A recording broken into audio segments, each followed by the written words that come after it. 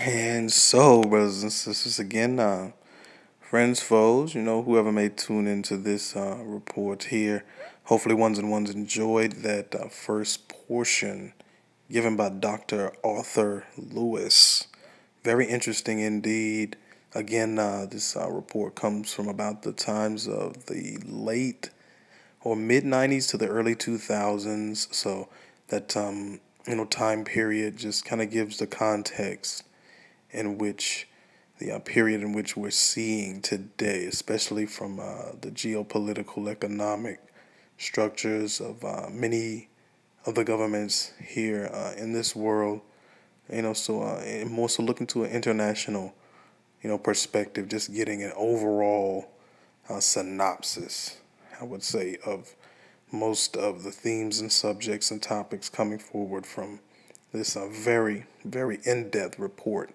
But again, as I mentioned before in the beginning of the last video and this post here, I would keep, my pen and pad handy as much more comes to us in the next report. The next report will be just about the same length, about a span of, hour and a half to about 2 hours. So, just get comfortable and really, dig into most of the information that's coming forward from, this great researcher here. They're very, very interesting points and really gives you, a lot of pinpoints into what is really going on up until this point today and what's been going on from, such a time, a span of 10, 15, 20 years. So, really dig into it and really, get as much out of it as you can. So, again, without further ado, we'll move on to the next clip and this post, and hopefully ones will enjoy it. Shalom. To touch some of the areas of the world so that we can begin to see how the world is changing. And the IMF is just part of the change. So what I want to do is just touch two portions on Africa, three short articles on Africa. Then I want to just deal with a little bit of America as it relates to the auto strike. Then we'll go into the IMF, and then we'll try to touch base to get a little bit additional picture of what is happening with Clinton and China. And depending upon the time element, we can continue on into the missiles and the nuclear energy. I have two handouts that I'd like to give you, and I'll give it to you in a short period of time. So I will try to present the material as quickly as possible so we can get it in, and I'm going to use some articles from different newspapers and journals just as an illustration to show you how the thinking is going in different parts of the world. And the first one I'm going to read to you, and they're going to be different articles, and I've underlined it so that I only read the short, most important portions to illustrate the point. So even though we have a lot of material, it's condensed. It's from the final call, June 23rd, 1998. It says the OAU, Organization of African Unity, drew the condemnation of the United States for a resolution suggesting that come September, African nations should ignore parts of the U.S. UN-inspired sanction on the North African state of Libya. The OAU passed a resolution during the June 8th through 10th summit in Ouagadougou in Burkina Faso. OAU Secretary General Salim Ahmad Salim said the resolution was born out of a genuine frustration at the deadlock of the case. In 1992, the United Nations approved the U.S.-British-led effort to impose sanctions on Libya that included an air embargo. This was because Muammar Gaddafi would refuse to turn over two Libyans for a trial in the United States and England, where the United States and England accused these two Libyans of bombing this plane coming across. And just to give you some briefing on that to show you how the world has changed, because the OAU is beginning to more independently act for what is best for Africa. What happened at that particular incident, whoever blew the plane up, United States and England blamed a number of countries. One of these countries they blamed was Iran. But they would have a lot of trouble dealing with Iran, so they decided to blame Libya because Libya they felt was weaker. And they identified two men. And they wanted these men to be brought to England and the United States for trial. And of course, Gaddafi says no. Gaddafi then agreed, and others didn't agree, basically that if there's this big dispute because United States and England put it in the UN, then we can maybe have these two men brought on trial in the third country. Not United States or England, but of course United States and England didn't want that. So it occurred around the time that Rodney King was beaten. And after the decision came in that these police officers did not do anything to Rodney King, even though you saw the video, a number of African heads of state, but particularly the head of Egypt, told the United States that if a citizen of color cannot get a fair trial in the United States, they have no intention of sending these two men to the United States or England. So their minds are clear as to how and who the United States is. So that's part of the background behind that. I'm going to read your second article from the Daily Challenge. This is Thursday, June 25th, 1998. Just to touch parts of Africa before we move on. And the South African President Mandela has praised the Democratic Congo leader Lawrence Kabila for striving to restore order in a chaotic country and urge a quick return to democracy in Nigeria. So he's making a statement. Mandela, in a wide-ranging interview, criticized the ousted and now deceased former Zaire leader Mobutu Sese Seko and Western allies who are still criticizing Kabila, saying that they, the West, had backed Mobutu's rule of terror and destruction in Africa's third largest country. Kabila is doing very well. The people or the West who are now criticizing him are the same people who supported Mobutu, who was one of the most pitiful dictators you could come across in the continent, Mandela said. But lacking morality, they, the West, abandoned Mobutu when he was on his deathbed. They did not want to hear about him, Mandela added. Mandela said that as of the days of the cancer-stricken Mobutu was coming to a close in exile in Morocco, all of his friends and the West abandoned him. Tuesday, then he mentioned, on Tuesday, that Kabila, who overthrew Mobutu in May of last year, after a 7-month military campaign, needed time to restore order in his country. So he's saying you have to give him time to do what has to be done. Mandela said he believed that Kabila would stick to his programs to return to former Congo to democratic rule within 2 years. Kabila, as I have said earlier, is doing very well. He has said he will have free elections. Kabila has come to power, and he's reminding you, Mandela reminds you, Kabila, who came to power on the backs of the regional African alliance, the Pan-African alliance that liberated it, ranged against Mobutu, had been heavily rebuffed by the Western governments. So basically what Mandela is saying, picked up by the Daily Challenge, is that he's repeating history, that it was the white people, the West, who backed the Mobutu to kill you, to bring the country to chaos, to steal the money, and that we recognize who the enemy is. And that's one of the most important things, to recognize who your enemy is so that you know what you have to do.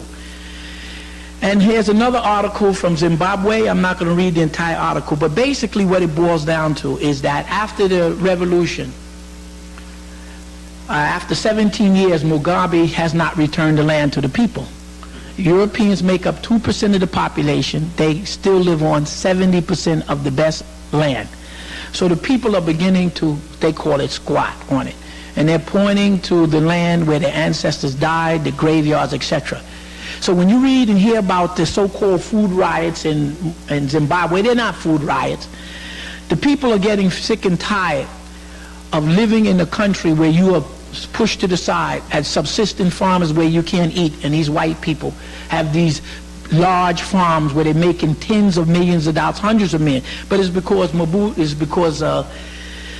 Zimbabwe and Mugabe, they participate in the Europeans keeping the land, using it for commercial use, and they benefit from it. So just to give you a little touch of the thinking of those countries.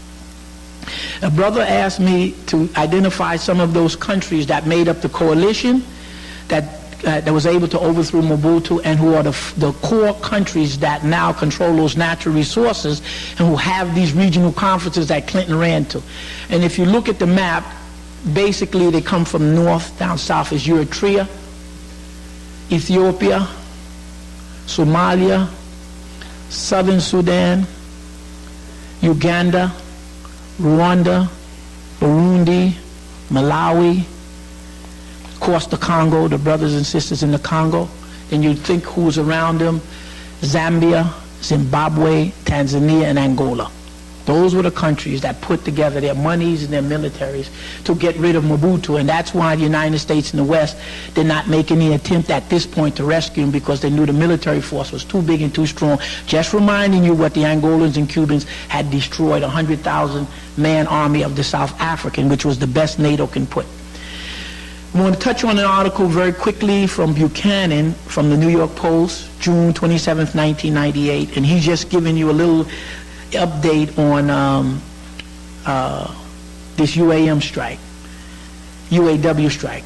He says here, what's good for America is good for General Motors. And vice versa, said this Mr. Eugene Charles Wilson told Congress in 1953. In 1950, General Motors employed more workers, paid the highest wages and the most taxes, and had done more to win World War II than any other company. But what's good for General Motors may no longer be good for America. The title of the largest employer in the United States has long passed to McDonald's and Kmart. General Motors is now the largest employer in Mexico. It is easy to see where Motown's future lies, south of the border. Since 1978, General Motors has built more than 50 plants in Mexico. Remember, the United States government bailed out Chrysler. And remember, the United States government gave Ford about $5 billion to upgrade plants in America. And Ford, what they did was they went to Korea, put the money there, and they hooked up and formed a company in Korea with the Kia, KIA. That's that Ford money. So you know where your tax monies have gone when it went to General Motors, Ford, and Chrysler. So General Motors have built more than 50 parts plants in Mexico since 1978, which today employs 72,000 workers, making it a part subsidiary of the Delphi Automotive Services, Mexico's largest private employer. In Matamoros, thousands of Mexican workers earn $1, $2, or $3 an hour, producing instrument panels and steering wheels for General Motors cars and trucks. The U.S. minimum wage is $40 an hour. The move to Mexico has become a target of the UAM charge that the General Motors is putting America last. 4 years after the NAFTA, which is just the North American Treaty, is just the excuse to move things out. 4 years after NAFTA, free trade agreement, lowered tariff barriers, these cities along the Mexican borders with Mexico which hope to benefit from this NAFTA degree, have become more than glorious truck stops as they watch the manufacturing jobs go south by the tens of thousands. And basically what has happened is, if you draw the border between Mexico here, and you know for every city in Texas or California, there's a city that is equivalent to it in the Mexican border. And the people in Mexico are working, and the people in the Texas and California are massively unemployed. Unemployment in the border town is higher than in Suarez, 2 to 3 times higher than the U.S. average. So it's already at 15% already depression levels for those people living along the Mexican border and the Texas border. Not only General Motors is making the new Motown in Mexico, Ford has 11 plants there. Chrysler, now partnered with Mercedes, will follow suit. Rival Volkswagen has already shuttered a U.S. plant in Pennsylvania and moved production to its new Beetle plant in Mexico. Mexico is rapidly becoming the hottest destination for auto production. Remember, automobile is the basic foundation industry of the country. 1 in 5 jobs dependent upon it. It is next door to the world's largest auto market, which is, of course, the United States. It offers wages that makes the workers cringe from Detroit to Stuttgart. $8 billion have been invested in auto factories and plants in Mexico as a result of NAFTA in the last 4 years. Another $8 billion is expected to be invested by the year 2000. So now you know where $16 billion of your tax dollars is going. Auto and truck export from Mexico to U.S. is 800,000 last year. It's going to 1 million this year. Volkswagen alone will produce 450,000 vehicles in Mexico in 1998, and Japan will follow suit. For what is happening is clear. All manufacturing that requires large pools of labor is going to leave America. U.S. workers cannot compete with Mexicans who earn $1, $2, and $3. No U.S. worker can live on that wage. An employer who tries to pay the U.S. worker that wage would be indicted for violating federal and state laws. Through NAFTA, we have guaranteed an endless hemorrhaging of our manufacturing base out of the United States. As for the lower paying service jobs we keep, we have with an immigration policy that brings in millions of new people a year, guaranteeing an endless downward pressure on the wage of the native born. So after they move out the wages, they let the immigrants come in who are going to work for much lower wage, and that's a pressure wage. So if you look at what is happening to America generally in the last 20 years, you can see a rapid decline of the material standard of living, wages and incomes, and you know they've already downsized medical care. Half the country has no medical care. So you're going to get the continuing downsizing that's occurring here, but you have to understand it in relation to the rest of the world. These things wouldn't be happening if Africa wasn't getting on its feet, if China wasn't strong, and other countries. So it's a reciprocal thing. Remember, 5% of the African race lives here. 95% lives outside the United States. Guaranteeing an endless downward. Okay, now we finish with the article. Not to worry, we are told. Americans will keep the high-tech jobs in Silicon Valley. But Bill Clinton and the Congress are trying to expand from 65,000 to 115,000 the annual influx of high-tech immigrants from China and India. Apparently, not enough Americans in the first world nation of America with 265 million people are qualified. In other words, you can't find all these people here to train them. Isn't that what we used to say to the black folks? So you give you a little bit. Now we're going to go and touch on the IMF, and we're going to go into Indonesia. We're going to use the different highlights to illustrate some of what we had discussed the other day. And this is from the New York Times, and it says, Mr. Christoph wrote, whoever this person is, from the IMF. But a conspiracy, now we're in Indonesia, the economy has collapsed. Mr. Christoph wrote, but a conspiracy of far more potent subversiveness, capitalism, markets, and globalization. Mr. Suharto, the man who just stepped down, security forces never figured out how to handcuff them or torture them in submission. His sophisticated military equipment can detect guerrillas in the jungle of East Timor at night, but it was unable to discern the bad loans or the prop up a tumbling economy or currency. Under the pressure of economic crisis, ordinary Indonesians, students especially, lost their fear of the regime. Protests continued even after troops made the mistake of shooting. So they say to you, if they break your economy down, they will bring civil war to your country and break and destroy it. IMF. Let's go on. Where's the crisis? The argument usually goes like this. So they're telling you the game, the IMF. Global currency markets now trade in excess of $2.5 trillion a day. They move the money back and forth. Billions more slush around into stock and bond market. This has created a huge electronic herd of traders.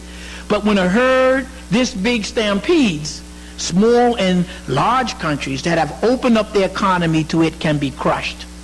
Now you see why China, Vietnam, India, and now Africa will not become part of this system. Because if you hook into with the stock and bond and all this other, they tell you they're going to crush you with it because you are playing the game. Super regulatory, therefore the argument goes, the world needs some kind of super regulatory body that will control the capital markets and protect all these countries from wild stampedes or further crisis. The turmoil and pain in Indonesia are obviously tragic. They are the inevitable results. This civil war, the chaos, the breakdown of the country. You saw what happened in Indonesia, right? Killing people in the street. People are starving. They can't eat. This is the inevitable result of the country that got connected to the global market without sufficient rules of law, institution, building, or any fair division of the spoils. When market forces conclude that Indonesia's economic growth was unsustainable without more domestic reform, they stampeded. Somebody called in the credit card. Sure, all three of these countries, Indonesia, Thailand, and South Korea, have been hit by the global markets with pain, unemployment, and bankruptcy. So when Kabila in the Congo, Uganda, and Central Africa begin not to deal with these global markets and let the people begin to get the picks, axes, and shovels, they are doing like China did. They closed the borders and let the people build a country. Therefore, you do not have these loans that you have to pay back. So when you see them not using the IMF, and you see them saying we're going to pick up the pickaxes and stuff, the same way they forced us to build a country to bring it to the point, they will come out, Africa will come out strong in 20, 30 years like China is strong, because they won't be locked down in all this debt. So for now, this is the IMF telling you what you should be doing, but they forgot to tell these people this. But for now, the only choice is for countries to go more slowly in integrating with the global economy. So they're telling you, if you got any smarts, I wouldn't join this international loan shark racket we got going called the IMF and World Bank. For now, the only choice is for countries to go more slowly in integrating with the global economy while making sure that as they do, they are building the regulatory institutions at home needed to tap these electronic herds and to protect themselves. He's telling you, don't join it. You don't need them. Indonesia, they're going to tell you how they did it to Indonesia. But when Mr. Suharto pledged in a somber television address in The Nation today, this is the New York Times 5/1998, that to the nation today that he would step down from the office, the force that brought him to this point after 32 years was not a communist insurgency, but a conspiracy of far more potent subversiveness. They're telling you, capitalism, markets, and globalization brought him down and destroyed his country. Instead of hiding in the jungle, they established a fifth column. Who? The banks, the IMF and World Bank. They're telling you what they did to Indonesia and all of these countries. They. Who they? The capitalism, markets, globalization, these money traders. Instead of hiding in the jungles, they established a fifth column in the glass and steel towers in the major cities. And Mr. Suharto's security forces never figured out how to handcuff them or bring them under submission. These forces, coming from the IMF, is telling you, these forces set off the Asian financial crisis. They pulled the money from them to get what they have. And Mr. Suharto's armament was suddenly useless. His sophisticated military equipment could not be used. The turmoil here underscores the way that the financial crisis in the shaping Asian politics and society as well as business. This crisis has already helped usher in new governments. They break your government down into places in Thailand, South Korea, as well as help to assure the rise of China coming. Asian leaders are being forced to open up their economies and political system to break down the collusive link. So what they're just trying to do this in Africa with this trade bill because the Africans aren't going along with the scheme. So they got to try what you call trickery. Historic shifts now underway signify a landmark in the decline of the old order in Asia in a way that the popular uprising in 1848 marked the eclipse, etc. Here is an article where they're pretty much saying that China is not going. China's entry into the World Trade Organization is unlikely. China has officially decided they're not joining the IMF. The World Trade Organization, The World Trade Order, when they set it up in 1945, when the Europeans set up in 1945, the IMF and the World Bank. The difference is the IMF was an attempt to lend money to those countries that had wealth, like oil, Nigeria and stuff, but the so-called real poor ones who don't have that ready wealth like diamonds and oil, you deal with the World Bank. So you'll find that the countries like Nigeria who have tremendous wealth in oil, they may have loans from the IMF, but another country like Angola, not Angola, like Mozambique, which is rich but do not have the diamonds and gold you can readily, they usually get their loans from the World Bank. They're both international loan sharks. But in 1945, when they set it up, that agreement that those Europeans set up, the rules of international trade was called a general agreement of tariff and trade, set up all by America and Europe. Now this is no longer viable because the rules are outdated, it has changed. So they have now recreated the World Trade Organization. That's the new gap. The one we read last time where they're trying to force the Africans in. The same loan shark game, different name. But China said we're not joining it. We're not joining the IMF. So who's not in it? China, Vietnam, India is mostly out of it, Cuba, those Central Asian countries are formulating around Iran and those other Muslim countries and the Central African countries. So they're dropping out. They're not buying into it. And so all it says is they're not coming in. Let us start on Clinton's China trip so we get an idea. Is he begging? And I'm going to read you the two central articles. The purpose is to bring you information, then we think, not for me to make the analysis for you. This is from the New York Times, Friday, June 26, 1998, and it's called China's Dynamism and Japan's Inertia. Now, what is happening in Asia? We thought the Japanese were the big boys, or big whatever you call them, and they're talking again. President Clinton's trip to China should put a new vision of Asia into sharp focus. Remember what we said. The Africans are going to have to deal with the Asians. That's going to be your primary trading partner and your adversary. Europeans aren't going to be in the ball game. 50, 60, 70 years. So you got to know this to prepare. President Clinton's trip to China should put a new vision of Asia into sharp focus. One that all but formally recognize that the economic and geopolitical leader of the region is no longer Japan but China. We'll see why. It's a shift that will also have a lasting and profound impact on the world's financial market. The shift in power was made especially clear this month when the U.S. decided to step in to try to stop the fall of the yen, but the emergence of China and the descent of Japan has been obvious. The Japanese dollar is dropping. It's almost like the other one. The value has lost 50% of its value, and there's reasons for it, which we will learn about and talk about if we have the time. So Japanese economy is in the free fall. Asian financial crisis or not, China was moving ahead on the greatest economic reform and restructuring of the country.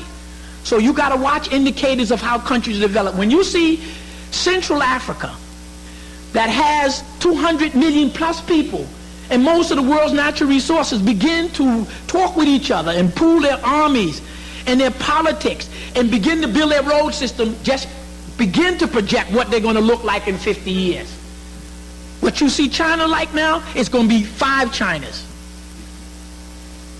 The contrast between Japan and China, Japan inertia, and China dynamism never seemed more dramatic than when the world watched the yen tumble in mid-June. The currency began to fall sharply after the revelation that Japanese economy, the world's second largest, had sunk by a surprising sharp annual rate is 5.3. And of course it has to, because you can't have a strong economy perpetually going and improving while you're doing it on the backs of Asians, you're doing it on the backs of Africans. It's got to stop.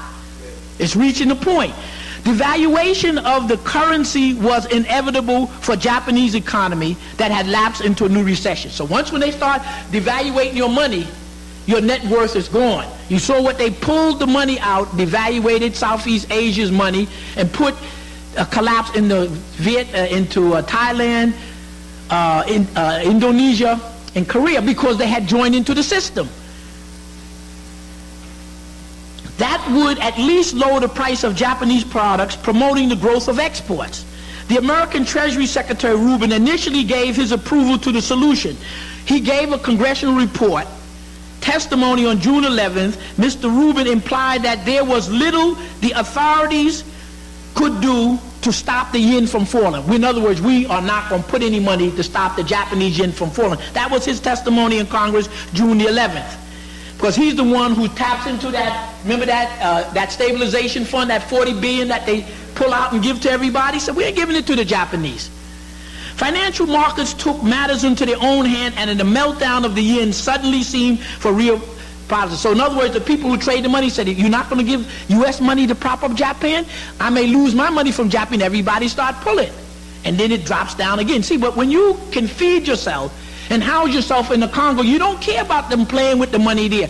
You got something to eat, you got water, you got herbs. That's what counts.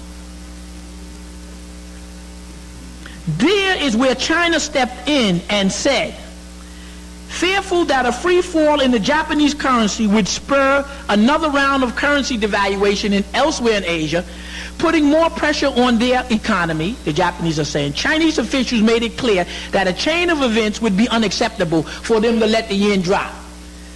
Then they placed their trump card to America, warning that they would be forced to reconsider a stance on their currency. If you don't back the Japanese currency, I'm going to do something to my currency you may not like. China was very careful and deliberate in upping the ante, led by two of its most on its ministers, and they go to minister of the central bank. They did not suggest, these two Chinese officials did not suggest that the official policy of a stable yuan. So we're talking about, what are we talking about? We're talking about the yen, the Japanese yen, beginning to drop. Because the economy can no longer grow, and a number of other factors we will see. The Chinese yuan is China. So the Chinese are saying, if you let the yen continue to drop in value, I may do something to my currency you may not like. But of course China is not important, so it don't make a difference. Then they played the trump card, warning that they would be forced to reconsider the stance on their currency. China was very careful and deliberate in upping the ante, led by two, okay, we read that part. And then he says, they did not suggest the official policy of a stable yen was about to change, but they both voiced their concern about the ultimate implication of an open-ended depreciation of the yen, threatening to devaluate their money. A devaluation by China would cause currencies in Asia to tumble, wreaking havoc on an already stable economy. The currency contagion could have spread to Latin America and Eastern Europe. So China is saying, if I devaluate my money, you might have some repercussions throughout the world. But by the middle of the month, when the yen was plummeting towards 150 against the dollar, China's leaders and global advisors had good reason to fear that the country might not be able to hold its currency stable. So you got this big, powerful Japan on paper about to collapse. And Japan can't feed itself. So the Congo has no stock and no bond and no factory, but can eat. Japan has stock and bonds and factories, but can't feed itself. You cut it off, you collapse the country. Remember what they said in Trilateral, that if the Africans cut off the mineral wealth to the rest of the world, Japan will collapse in 6 months, Western Europe will collapse in 6 months, and America will go out in less than a year. That's your power. You don't need the atomic bomb at this point. And at the point, the world had no choice but to take heed of this risk. And the United States and Japan were forced to step in to start supporting the yen. So China told the United States and Japan, China told them, you U.S. and Japan, you support the yen or I'm going to do something. In the end, it was that simple. China flexed, world financial markets responded. China don't have anything in the stock market here. And global financial officials acted. China's impact as an international economic power has never been greater. But we're going to see why. Courtesy of the recent uprising and resumption, and in addition, courtesy of the recent and surprising resumption of nuclear testing by India and Pakistan, two black countries whites no longer control, directly like this, China looms more important in this whole balancing act. Interestingly enough, and it goes on. Later at another lecture, if we're able to come back, or even if we have time, we can then see the impact of the bombs that India and Pakistan exploding. Let's go on. New York Post, 6/24/1998. Beijing blusters and Bill blinks. Now you're going to get details on what the Chinese told the United States, just like Kabila and them. We're running the show now. If you, Clinton, want to come to Africa to have a seat, we'll let you. We don't block the plane. But you don't run anything here. We're running the show. So he had to run over there. Now, why is he running to China? Buck Buchanan. On the eve, this is June 24th, 1998. On the eve of Clinton's departure for China, Beijing decided to snap the White House to attention.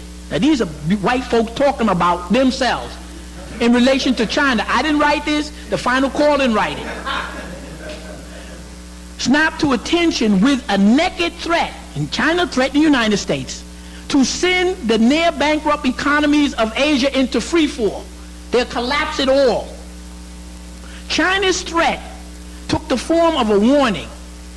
Either you, United States, and Tokyo intervene to stop the fall of the Japanese yen, or we will let China's currency and the Hong Kong dollar collapse.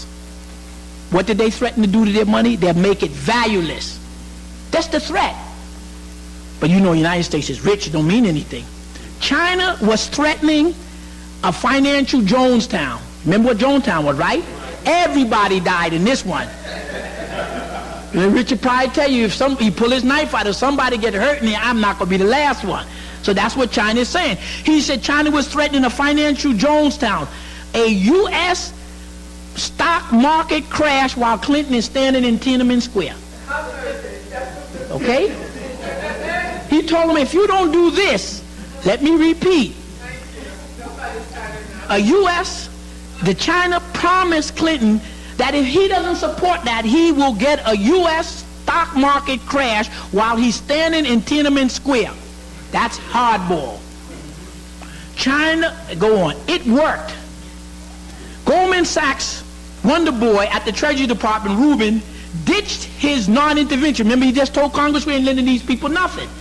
His intervention to prop up the yen line and dump billions of U.S. dollars to stop it, as the White House began to slobber all over the Beijing for its responsibility. Why would Rubin be terrified of Chinese igniting a new round of devaluation? Well, consider the total expenditure, and let me give you what I'm reading from so it'll really sink in. I'm reading from this article so you can follow. The most important part of this whole presentation, so you'll fully understand what is happening in the world today. When you see we're down where Buchanan's face is, you come over to the left, and we're starting at that paragraph.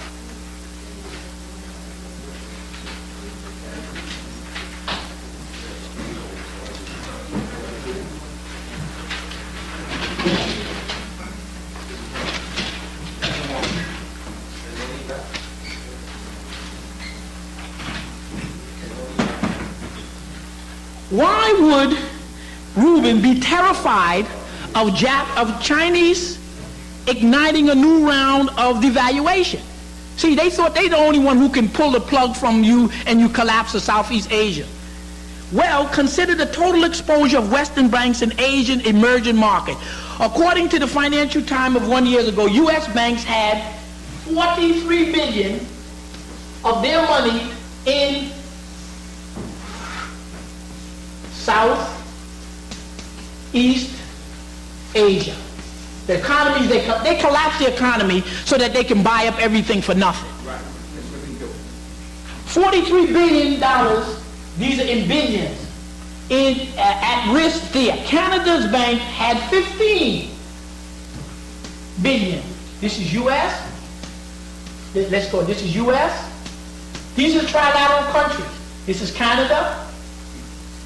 See, trilateral is U.S. and Canada is one part. Western Europe is the second, and Japan is the third. The poor countries were trying to hold on to your wealth. Japan, 271 billion.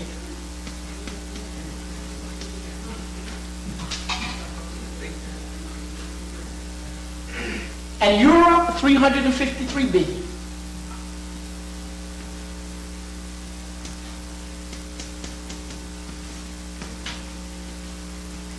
Okay, that's what's invested here.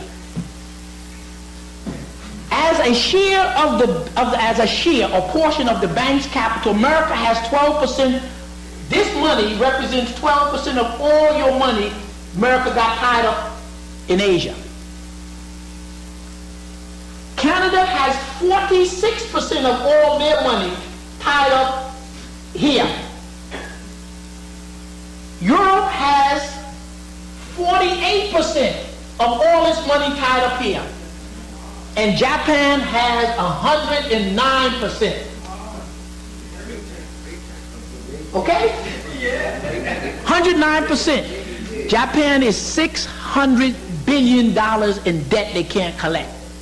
You got the game going, and it works as long as the people playing the game are suckered in. Now, when you see this, if China were to devaluate the money, they go on.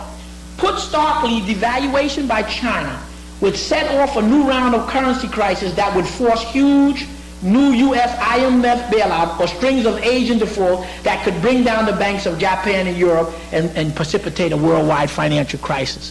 That's how they got it hooked up. But when everything is dropping and falling and tumbling, you still eating in Vanuatu, you still eating in the Congo, you still eating. That's why if you listen to Brother Brown on the radio, he tell you if the computers go out, we're not going to highly computerize.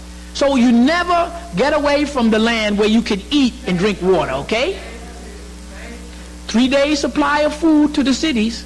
If 3 days of supply of foods get cut off to the cities, you're going to have civil war in the cities of the United States. You got to eat. 3 days, if there's no food in the supermarket, you see what people will do.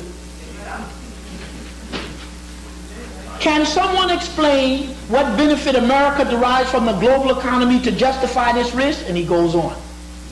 Last week, Beijing demonstrated two things. China fears its own devaluation less than we do, and in the game of chicken, the Americans will blink first. What could we have done with Beijing issuing? And in this middle paragraph, Buckley goes on to start talking about what we could have done and should have done, but the reality they didn't do it and they can't do it. And let's go down to the middle paragraph, this last paragraph here, as we conclude the article. America has best wake up. Last week's trade numbers were the most ominous yet. Exports to Asia fell as imports soared. The nation is now running a mercantile trade deficit clocked in April at $260 billion. $260 billion. Now, when you consider that the United States has approximately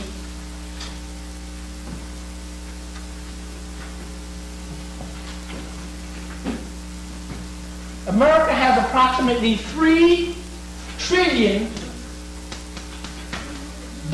in debt. You see, because the United States, in order to finance all this cheap oil and this food and everything, they use a credit card. That's what the United States had. This deficit is a credit card. You are buying more than you earn. So you say, okay, I want to pay for oil imports. I don't have $260 billion to pay. Okay, I'll sell you some treasury notes. Right? Oil. When they say $260 billion worth of mercantile debt, it means that the United States has imported cars, TVs, radio, computers, but don't have the money to pay for it. Don't have anything to barter. So what they do is issue you an IOU, or they issue you a treasury note. Of the $3 trillion in debt that the U.S. have, $1 trillion is owed to foreigners. So if Japan decides to pull its money from the treasury note, the country goes. The thing is, you need food. and accelerated last year. Trade deficits were last year 200 billion, now it's 260.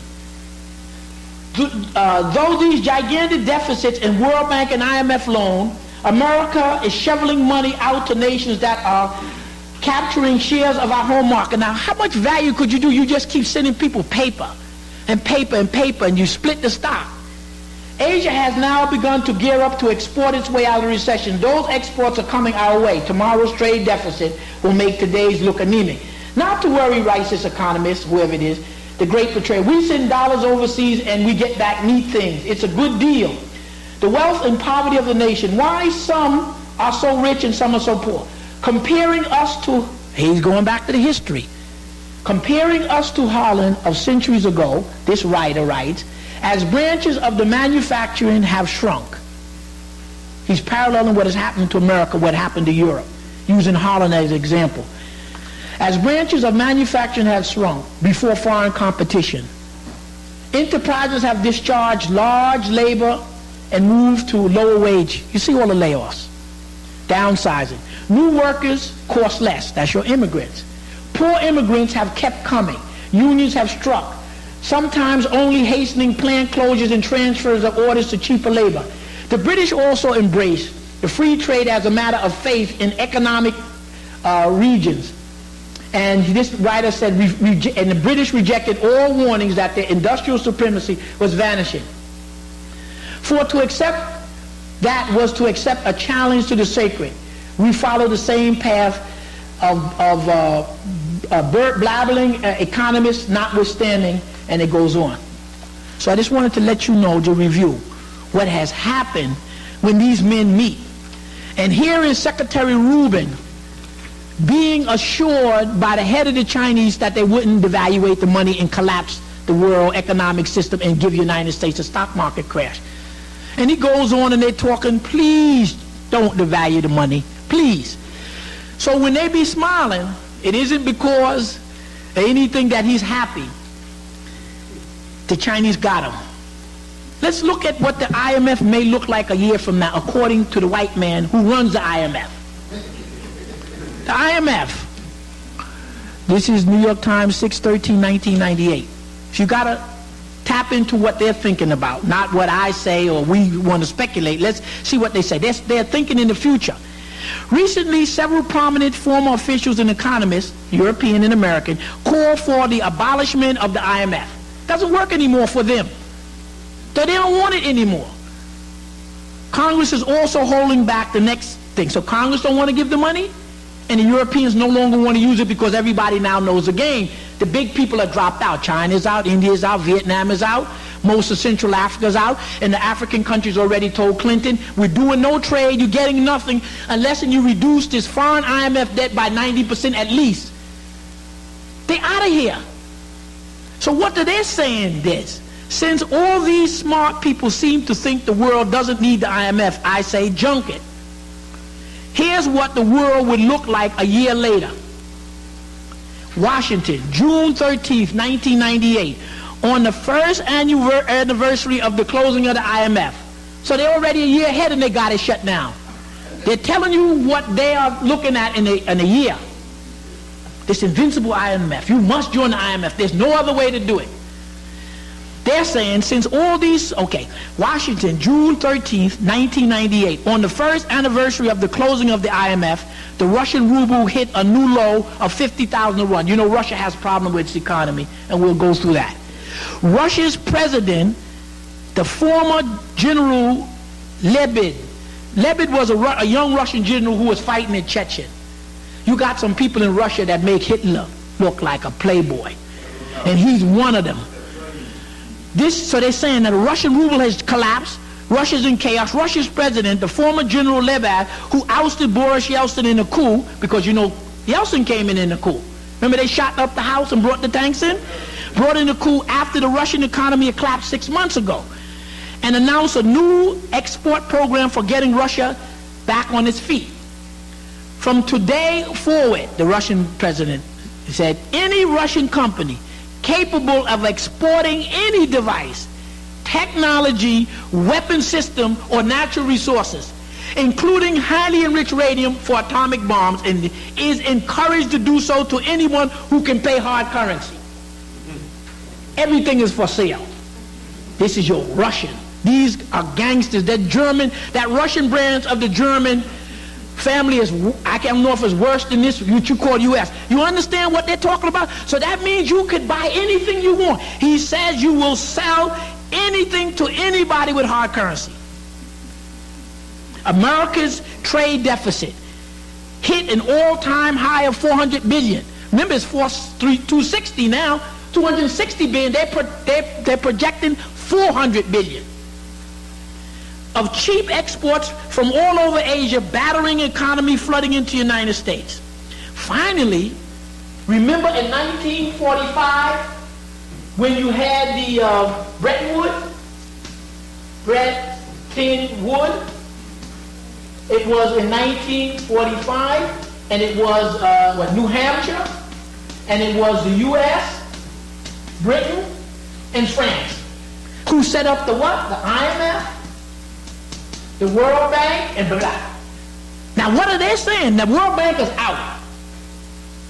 Finally, the U.S. calls for an emergency meeting of the world's leading industrial nations to try to establish some sort of international monetary fund to deal with the crisis. So they're saying this is out and that's out, we gotta put together another scheme. America's offered to hold a meeting in a quiet estate in New Hampshire. Again, we did it in 1945, now he wants to come back again in 1999. Repeated. New Hampshire called the Bretton Woods, but the other world powers, showing contempt for a weak United States, suggested they have it in Shanghai, China. See what's coming? Almost simultaneously, New York Times, 5/24/1998. Almost simultaneously, the White House backed down from threats of sanction against European firms for doing business with Iran and Libya. These threats sounded tough. Any global company doing these deals there would be put on notice that it would suffer severe sanctions from the United States. Can't even knock off Cuba, but they're going to sanction somebody. The strategy backfired. This is not speculation. This is what happened this year. We already saw past the, so if you're in a year from now, if there's no IMF, they told you they're ready to scrap it. The strategy backfired when the United States threatened these companies. Rather than create an alliance against the so-called terrorist state, Libya, and all the people they don't like, it created an alliance against the Americans. Assumption that Washington could set foreign policy for the world. Albright told you, we run in the world. The problem is that the sanctions implies a leverage we don't have anymore.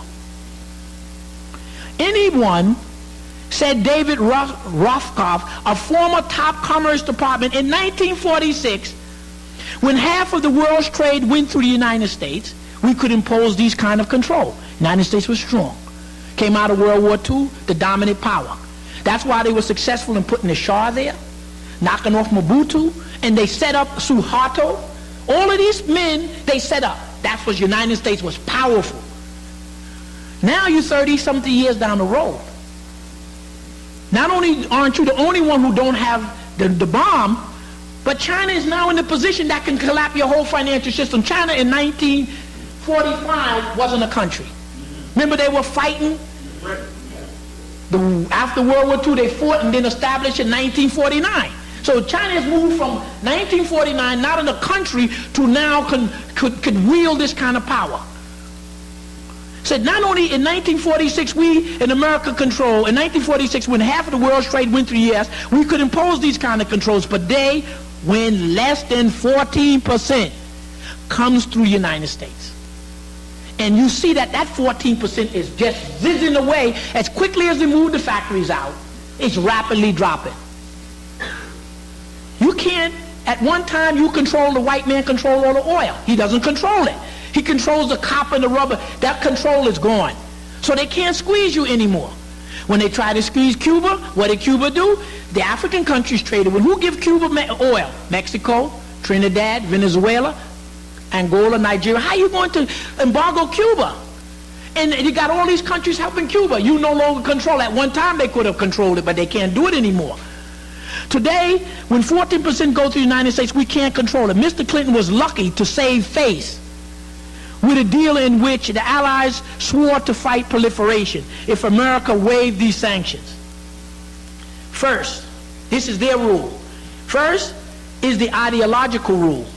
Passionate national causes, countries, particularly in the urge of self-sufficiency. He's describing what these countries are driving for. Nobody's driving to be a lackey to white or Chinese to anybody. They said these countries, this is their rule first, is ideological rule. Passionate national causes, particularly in the urge for self-sufficiency, always, almost always, trumps economic rationality. In other words, you can't tell a country like Pakistan, if you drop them bombs, I'm going to sanction you.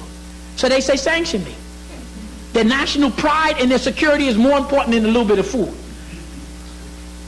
That's why the Indians pressed the button and why the North Koreans and Iraqis and Serbs have been so adamant. Rule number 2. Second is the sanction rule. Unilateral sanctions almost never work, especially if you only control 13% of the world's economy. Global economy. In a global economy, there are too many producers of almost everything. So when brothers and sisters tell you that that Kabila must deal with the United States, they don't deal with it. You can just take the United States and Europe and wipe it off the face of the earth, and Africa would be better off for it. Asians would be better off. There's nothing you have to come to here or the European for. As he say, what they tell you, in the global economy, there are too many products, too many producers of almost everything.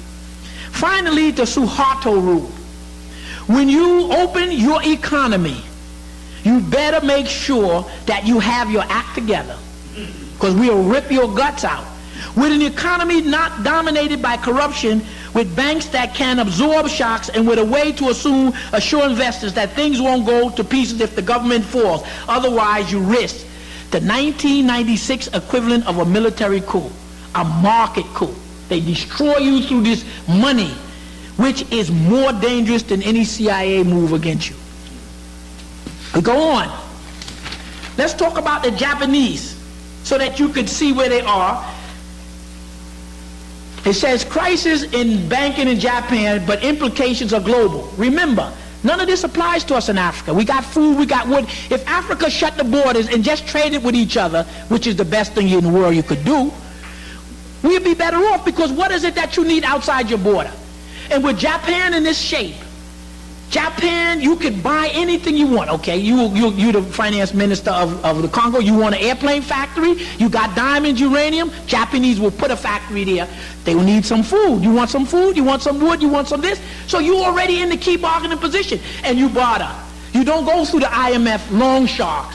You barter, and that's how countries are coming back to. That's why the Japanese, the Chinese, everybody was at that meeting when they met there, that when Clinton ran to. But you can't understand that. So when Kabila is going to Switzerland, he's going to get that money back out of them banks the same way the Jews are squeezing the Swiss. You just tell them, look, you want some oil to heat so you don't freeze this winter? You ship the money back. You do it from power. Japan's economy is in recession. Its stock market is down 60% over 8 years, and its currency has cascaded 43% from its high. This is the increasing consensus among Japanese politicians, though not through the economies, that the problem centers on the challenge that the government goes on here. And I'm only going to have the article, I'm only going to read the key parts. The centerpiece, now Japan is in big trouble. The economy, the banks are collapsing. Look at what they say. The banks in Japan have $600 billion in debt. It can't collect from those Asian countries. It can't, the scheme is not working. So what happens? What do? Listen how they do it. The same thing they did to you in the United States.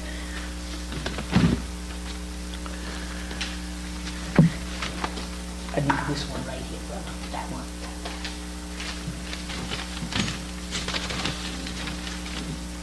The centerpiece, now Japan is trying to extricate itself from this $600 billion debt. The Chinese, it has forced the United States and Japan to support the yen so it doesn't drop. Know what the Japanese going to do? The centerpiece of this total plan that the Japanese government would be the creation of a government bridge bank, B-R-I-D-G-E. Remember what the South Koreans did to their people? They took all that private debt and then they assumed it and gave the debt to the government, right? And who pays the bill? The people. This bridge bank they're going to build, that would take over the loan portfolio of the failing banks, reselling good loans and writing off bad loans, with the taxpayers absorbing the losses. Just like they did to you with this bank crisis. And you're going to tell Angola to run your country like this? You're going to tell Kabila this is the mess you want to join? These dishonest crooks. Europeans are dishonest crooks. We got honest crooks, they're dishonest crooks.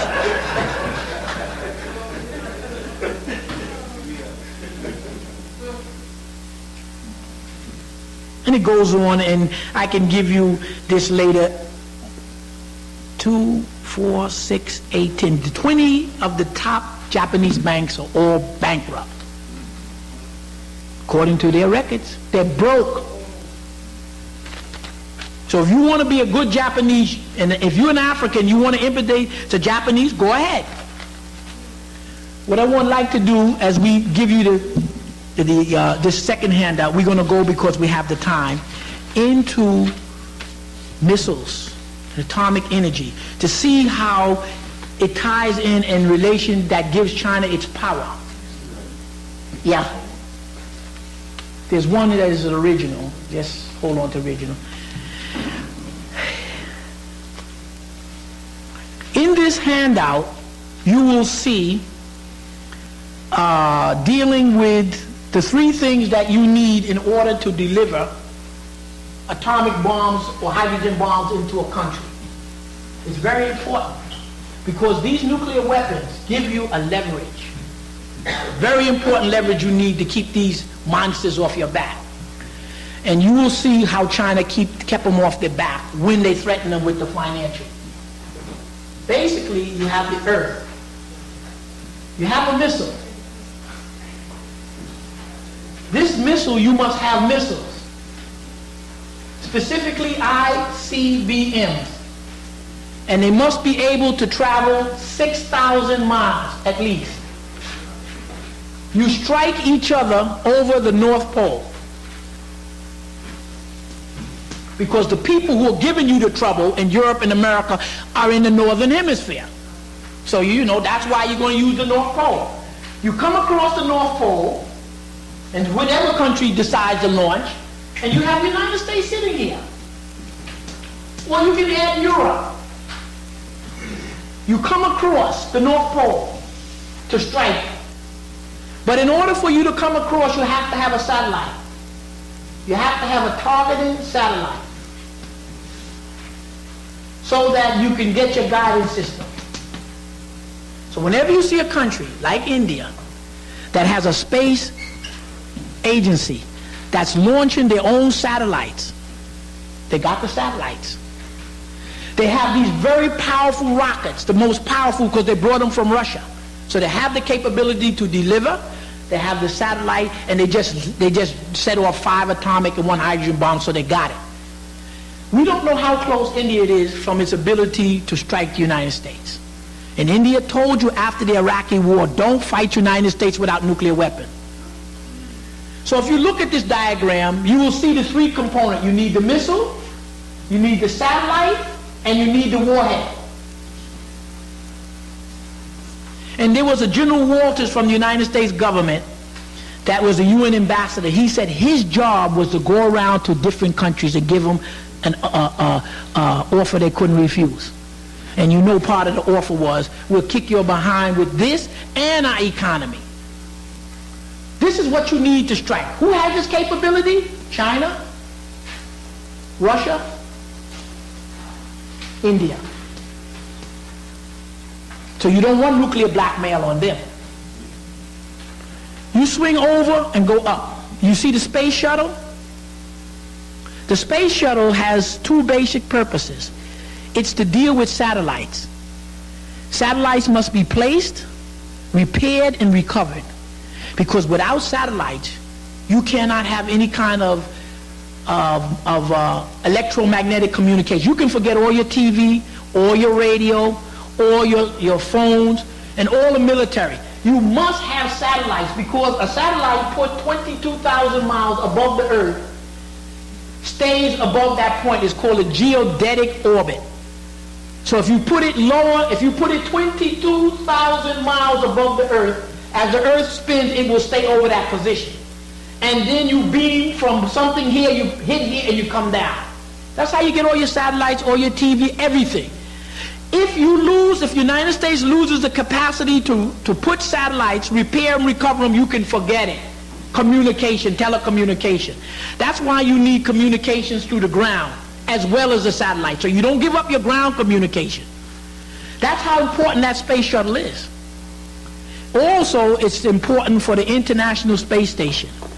This is critical because in order for you to try to rectify in order for China to be able to make this threat to the United States, it had to have certain things in place. You know when a guy comes to you, this loan shark, and you want to break your leg. But you see, when you put your hand in your pocket, he's not sure. So you back him off.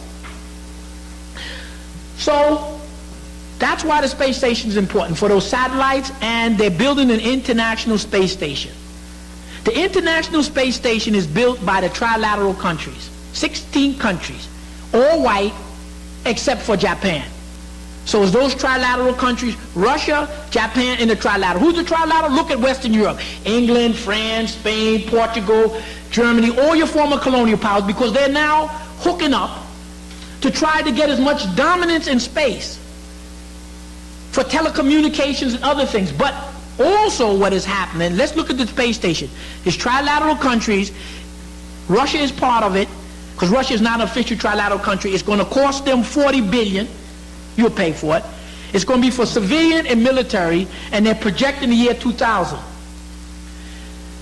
What they're doing is they're putting a lot of plutonium there.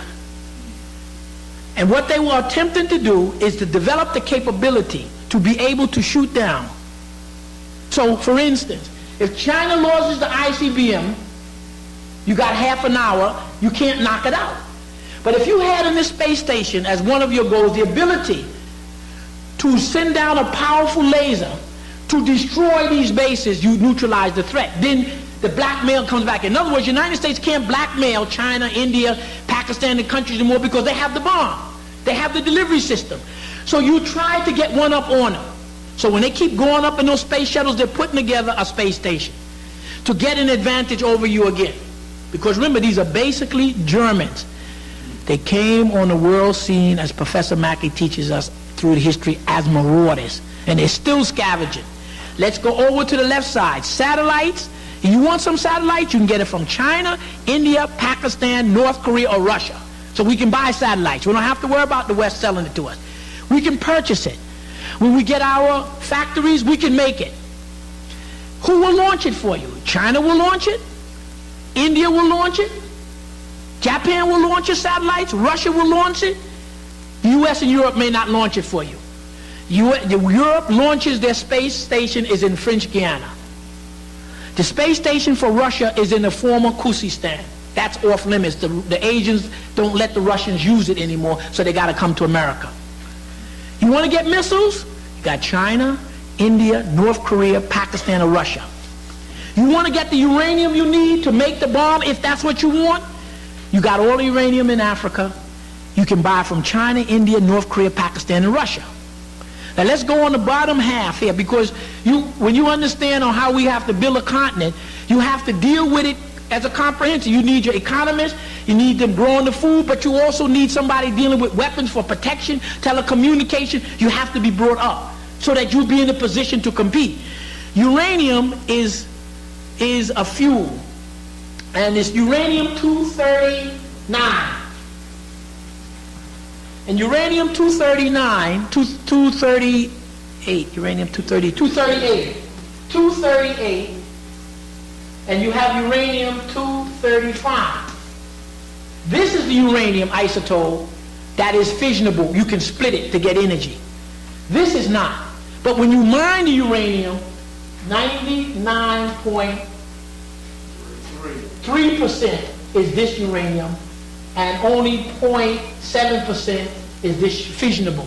So you must get a lot of uranium, and you must process it or enrich it, so that you bring the fuel content down to 235 has to be brought, uranium-235 has to be brought up to 3%. In order to enrich it, when you hear about they're trying to stop this technology, you need centrifuge, you need magnets and stuff. So what the United States is attempting to do is block the sale of nuclear reactors to different countries. Because in order to use a nuclear reactor, you want to take uranium here and you stick it into your nuclear plant, like you burn a piece of coal or some oil. When you take uranium and put it into a nuclear plant and split the atom, you produce heat. This heat is then used to boil water, and the water is then used to steam to run generators to generate electricity. So what's the most important part of a nuclear plant? To generate electricity, right? But when you generate electricity, when you look at the nuclear reaction of uranium-238, 235 uranium, and you get plutonium plus heat. This plutonium can be put into another type of nuclear reactor called a breeder reactor to get more energy. But it can be siphoned off as the bomb. Any country that has a nuclear reactor can make bombs. Because the byproduct of burning uranium in the nuclear plant to generate heat, you get plutonium, and that plutonium you put in the breeder reactor here, and then you get the material you need. So you need a certain amount of uranium to produce a certain amount of plutonium, which you can then siphon off at bombs. And that's how they try to calculate. Any country can do this. Russia told you, I'll sell you anything. Russia's trading with Iran 3 nuclear plants. Trading with India 3 nuclear plants. Africans can buy it anytime they want. If and when they get ready, they will sell it to you. So you don't have any problem there. You have money, you will buy whatever it is that you need. As we go on, North Korea plans to continue the missile development. So we get a little more detail. So even though we're now dealing with the IMF, okay, let me do this first. Let's tie in China in terms of this important article in case we run out of time. China is here. Okay. In 1996, there was a dispute between China and the United States. And China is here, and Taiwan is here. Japan is up here. The Second Fleet is here. For whatever the reason China wanted to do it, it starts threatening Taiwan. It starts shooting missiles from China across the Taiwanese Strait.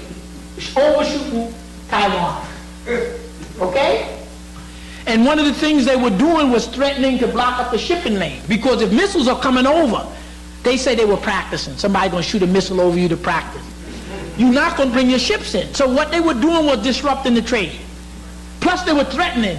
They build up their forces. The United States says to China, look, you can't do this. The United States goes to these Asian diplomats, the Burmese, the Vietnamese, and say, why don't we all get together against China? So the diplomats of Asia say, wait, you just got here 50 years ago. China's been here for 3,000 and is going to be here when you're gone. So that nixed all of that. In other words, you're on your own. The United States told China that if they move against Taiwan, they're going to make a war on China. Well, China said, look, we can't sit around and be pounded like Iraq. So we go to Saturday, April 5th, 1997, when Buchanan is talking again. They don't like this man. And what is he saying? And I read you. With his blunt his blunt statement. So this was in 1997. He's reporting on what China told the United States in 1996 over this Taiwan thing. With his blunt statement to China that America will fight to defend Taiwan, Newt Gingrich put on the table for national debate this question. So Gingrich goes to China and says, we'll fight you over Taiwan. That's what he said in 1997. But Gingrich forgot what the Chinese told him in 1996. And then Newt Gingrich is asking the question, will America go to war over an island that China claims as its sovereignty? The question is immediate and mortally serious. 2 years ago, a Chinese official told a visitor that United States would not interfere with the recovery of Taiwan because we like Los Angeles too much. Implication: China will risk nuclear war rather than permanent loss of Taiwan. China has, that they tell you, 19 ICBMs. When you use nuclear weapons, depending upon the size, nuclear weapons can deliver a certain amount of energy or destruction. When you want to destroy a whole city, like you want to take out your New York City completely, you go to hydrogen weapon. Much more energy. They call them city busters. Now, Russia has, on their missiles, they have the capacity to deliver about 10 million megatons, they say. 10 million megatons will destroy New York City. China has 19 ICBMs and 13 are permanently targeted to United States. They told them what we will do when this war starts, we're going to first destroy LA, and then we take out the western coast of the United States, and we work our way over. Now, you may have 10,000 nuclear weapons, and maybe out of that 10,000, you may have 2,000 or 1,500 that you can drop on us. But you can't take 13 hydrogen bombs. You can forget Boston, New York, Washington, D.C., or your ports. You can destroy the country. That's what backed the United States up, or for that war. And when China can now deliver the threat of devaluating this dollar, United States can no longer come to it with a gun and say, this is what you do, like they threatened Ho Chi Minh. Ho Chi Minh said, drop the bomb. I'm not stopping the war. The United States and Russia have used these weapons as blackmail to people, or white mail. It's really white mail. Okay? And it goes on, and the Chinese says, as the vice commander of the Beijing Academy of Military Sciences said a year ago, 1996, as for the United States, for a relatively long time, it will be absolutely necessary that we quietly nurture our sense of vengeance. Pay back. We must conceal our abilities and bide our time. The quote introduces the coming conflict with China. Goes on. So what we're saying is, you got a world that has rapidly changed and still rapidly changing. Korea is dealing with their missiles here, and they tell you, we have them that go 3,000 miles. They're for sale. This nuclear reactor business, North Korea officials have announced that they are suspending their effort to carry out the 1994 nuclear freeze agreement. To show you as we tail in, as we wind down, to show you how important nuclear weapons are. North Korea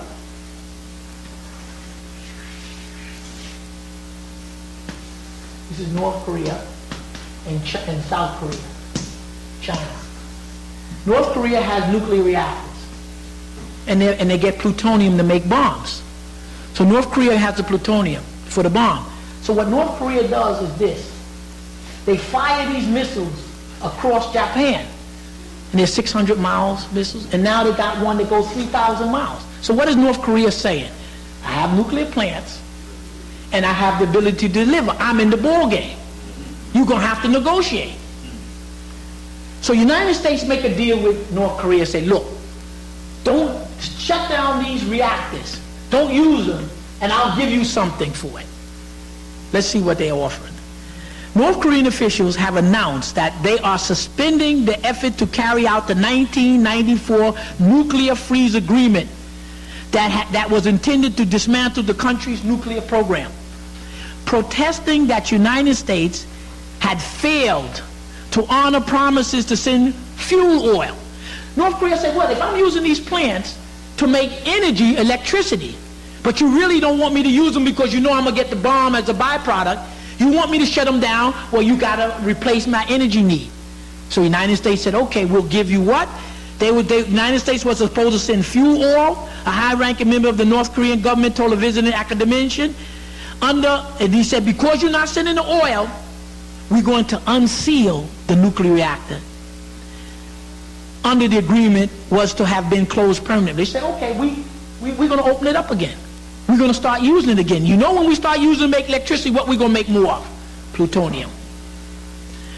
Barred technicians from packing the last of the reactor's spent fuel. When you have a nuclear reactor, when these fuel rods are used, the uranium is put on rods, like shish kebab. And when the reaction changes, the plutonium are located on these rods. You take out the plutonium rod, and you send them to reprocess them. It is these rods with the plutonium that North Korea was supposed to seal and then ship out. Say, okay, we'll do it. Now, you think you're going to tell the United States how many rods you got? So this is what the deal was. So they said, tell the technicians, stop packing the last of these reactor rods for shipment out of the country. The rods contain plutonium that can be used in nuclear weapons. They said, okay, America, you won't ship the fuel because South Korea, Japan, and America, who all want them to shut down the plant. Because North Korea threatens South Korea, it threatens Japan. So it was South Korea, Japan, and America who were supposed to fund all of this fuel and stuff so they'll stop using the reactor. Well, of course, Japan is broke, so they're not sending anything. South Korea is broke, and the United States is broke. So nobody's sending them the oil. So they say they're going to reopen the plant. This is, in America, they're saying when they reopen a nuclear plant, this is how they describe it. This is like someone dusting off his old 45 and making sure that it shines, but not loading it. See, you have to be able to get the message. Under the 1994 agreement, North Korea pledged to dismantle its nuclear program in exchange for American promises to coordinate the building of 2 lightweight reactors. So in other words, they don't want you to use this one. They want you to use another reactor that doesn't generate plutonium. But of course, the United States didn't build the reactors, and they didn't ship the oil because they don't have the money or the material to do it. To coordinate the building of 2 lightweight reactors to generate electricity and to deliver 500 metric tons of oil annually. So the reason that I show you the article, or to read about it, is to show you how important these nuclear reactors are just with the threat. Korean Central News Agency expressed deep displeasure with the pace of the U.S. effort, hinted that the North Korean government might restart its nuclear program. North Korea should no longer lend an ear to these empty promises. It goes on. And then we talk about, we're going to end, as we end up, we're going to talk very briefly about the Chinese missiles that they sold them. United States private businesses sold China's. The United States wants to launch satellites, okay? But they don't have the capability. A lot of American launches of their satellites blow up. So they're looking for other sources. They go to the Europeans, they're not good. So what the United States did was these 2 private companies went to China and said to China, why don't you launch some of these satellites?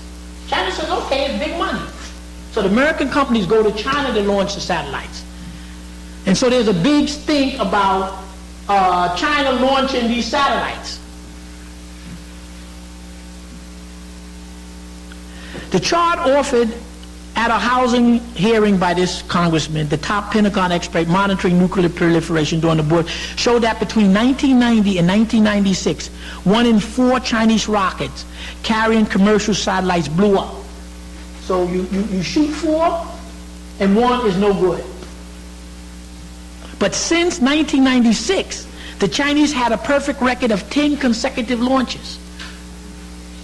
No failures in the past 10 launches. Is that a coincidence or the result of the cumulative technology transfer? Half of the aircraft industry in America is in China. They all there trying to put those factories there. That's what Clinton is there for. Yet the timing of China's newfound success is launching multi-million-dollar satellites into orbits was striking. It was in the mid-1996 that two American satellite makers, Laurel and Communication and Hughes Electronics, helped Chinese engineers to figure out what went wrong in their satellites. The reliability of the Chinese rockets is important.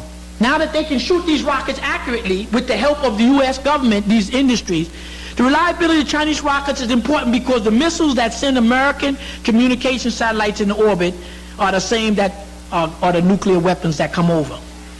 And we go on to the Chinese connection, the Chinese connection, the Chinese connection. What I'm going to end here with is a little piece on the Soviet Union and population. We got to do a whole section on the Soviet Union. The Soviet Union, the white people, the white Russians, the Germans, you have Europe, the way they cut it out.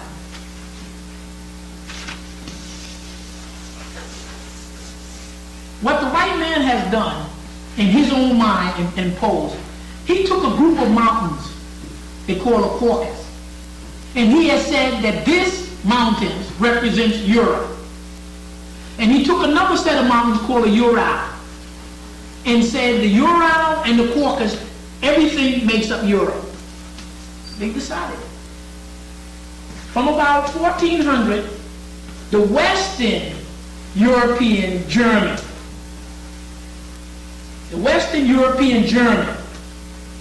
who you know as English and French, and there was the Eastern European German. That Eastern European German is called Rus or Russian. They began to push into Asia. Another time we can go over, and they progressively began to take the land from these Asians. Pakistanis, Indians, Chinese, Alawites, what you call Irish, Africans. They took this part of the world you call Russia by force from 1400 until 1970. So they got what they call Russia the same way their cousins got us.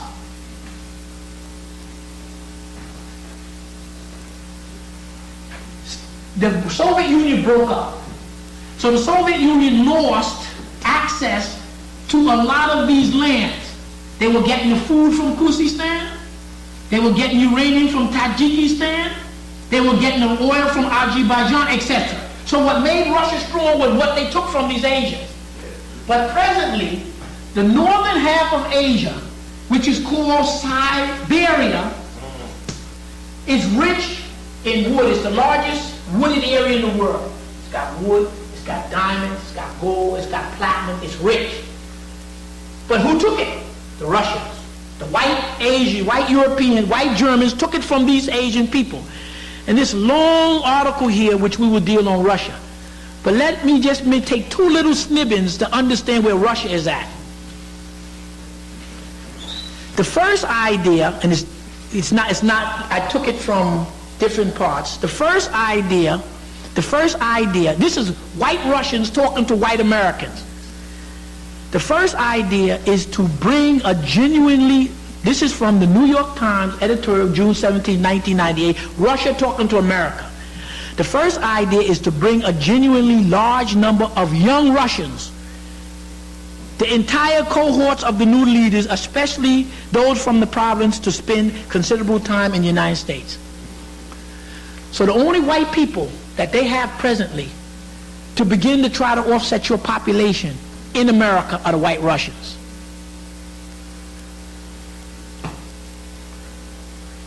Listen what Russia is saying to the United States. Bringing large numbers of Russians to the United States to avoid the... Okay, well, we won't do that one. I found a genuine excitement in Russia about the idea that the United States might begin its long overdue major investment in the emerging Russian market with a key project or two that would reflect the broader American commitment to help Russia develop who? Siberia. Russia doesn't have the technology capability. What's in Siberia? Oil, diamonds, gold, wood, etc. Oil, Russia, when it controlled all this, was the world's largest oil producer, one of the world's largest exporters of diamonds and gold. So they say to America, can you help us develop this? Help Russia, America's commitment to help develop Russia, help Russia develop Siberia. The vast region has enormous symbolic appeal for Russians. They view Siberia as the still unspoiled spiritual heartland of Mother Russia. Oh, only since they stole it. But they fear that China will do what? Which still has iridescent claims, and a growing number of energetic guest workers in Siberia will eventually take it over. Those Chinese, those Mongolians, Indians gonna retake it. And it all ties down that China is big, whether they deserve to take it or not. It's powerful, it's got weapon and army. And India and Pakistan is sitting there. They have to arm to deal with China. And those whites are not gonna hold Siberia. There are too few of them, and they don't have enough weapon.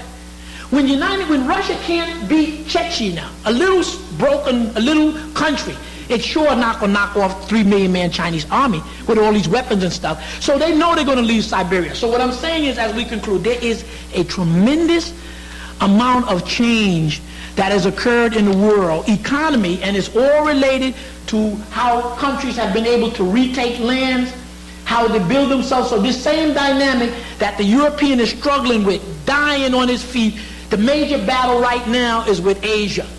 Asia is running with Europe and America technologically. They're running in parallel with America in weapons. We have all the natural resources. And that's where our power and our strength lies here. And I'm just going to end with this article here. And I'll photocopy and send you another time how you can list yourself as white, black, blue, and green, or whatever you want to. But here is something on population. I'll leave it, don't worry about that. Here's some Europeans, white people, Wall Street Journal, they're running around the world trying to sterilize your women. And let me read to you what this individual, they're using quinacrine, one of the medicines you use for malaria. And what they do is they take it and they put it up in the uterus of women. This all ties in because without people you can't hold the land. Why Russia's going to lose Siberia, they don't have the population. Why the Europeans can never retake Africa, you don't have the population. And why it is, if you look at the statistics, I'm not going to take time to find it. Let's go to 1850. Well, you know the mass immigration of Europeans was from 1850 to 1920. Right. And you know, as that time, using New York and the United States, that brought the European population up to probably close to 90 to 95% of the population. As of 1998, let's use this collective word white, whatever it means. That's what they say. And let's take people of color, the majority. And let's take whites, who the minority. In America, they say their numbers was 80-10. They say now it is 60-40. And another 50, 60 years, it's going to be 40-60. Now, then you begin to understand, as you'll get later, why they're playing all these games about who is what you could be.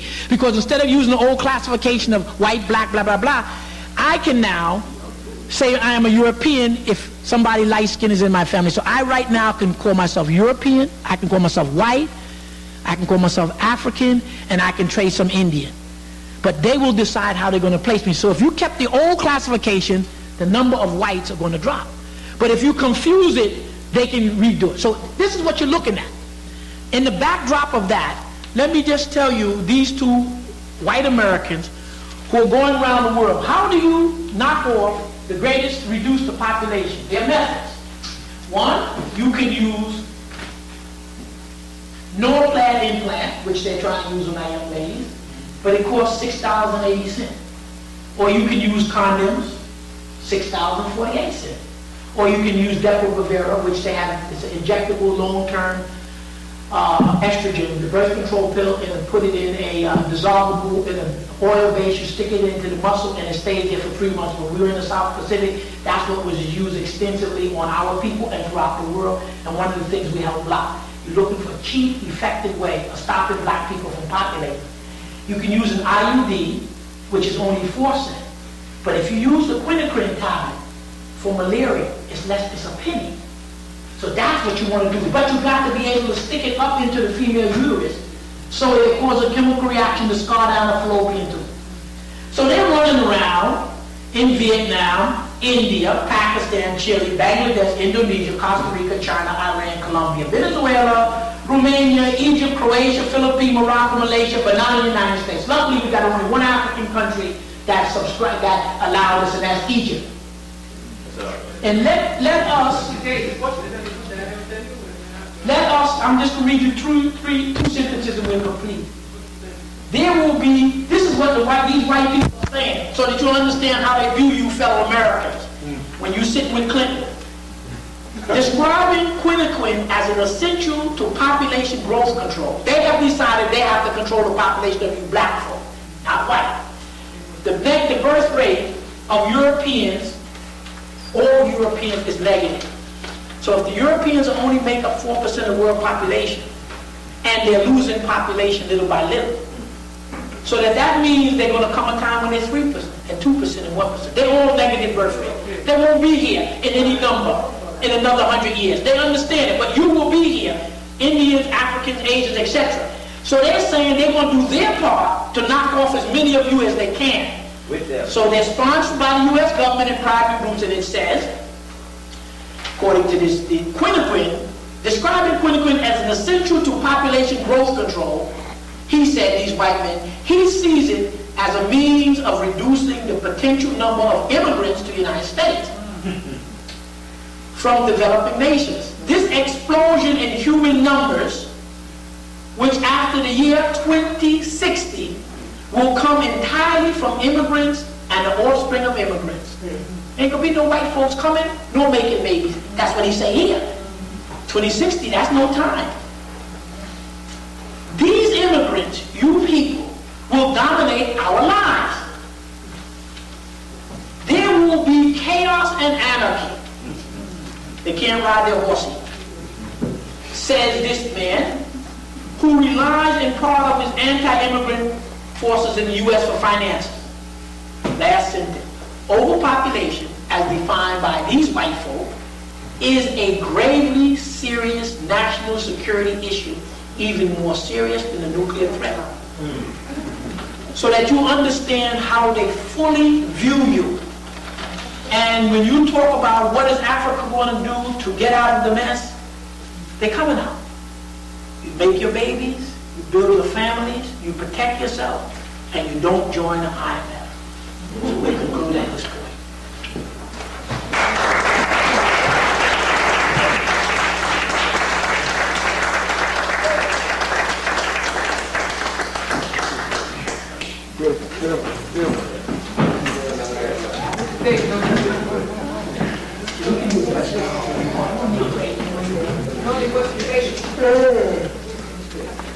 You want the date of that particular article, sir? I want the date. Pardon me? Third control article, the date. I need the date of that last.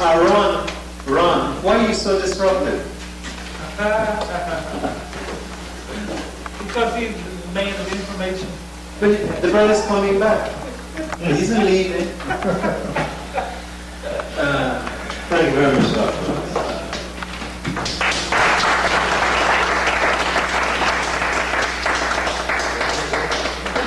Wall Street Journal, Thursday, June 18th, 1998. Page 811. Anything else, Ron? Good. Let me just make one. I'm gonna make one last point, and I'm gonna do a question. You know all the AIDS that's in Africa? Okay. I will bring you the next time I come the printout from the United Nations, and they state that all the predictions as of 1998, all the predictions that they had about AIDS in the world was wrong. They said in their documents that as of 1998, all of what they told you about AIDS from 1978 was wrong. Now, if they tell you that they were wrong, what makes you believe them now? You know what they said? They admitted. What they did was, they went to a few villages in Senegal, Uganda, and a few. And in those villages, they went to the health care. And they found out that out of there, a large percentage of the people had AIDS. So they assumed that if a large percentage of let's say that these villages they went, 20% of the people had AIDS. They then took this 20% that they found in these villages and they used computer extrapolations to then say there must be 20% of the people in Africa who has AIDS. That's how they got their numbers. Pure computer fabrication. They admit that what they now must do is take a wider sample. Okay? Then you ask them, how do you diagnose AIDS? Blood test, right? You got 1 billion people plus in Africa. How many of them you think they did a single blood test? Virtually none. Now, how do you take a continent that have over 1 billion people conservatively? In New York City, you probably don't have 1% of New York City who have ever had a blood test for AIDS. Now, you mean to tell me that you're going to go from a country like Zaire, which runs from Maine to Florida, one country, from the East Coast to Mississippi, in a dense rainforest, who you test? Nobody.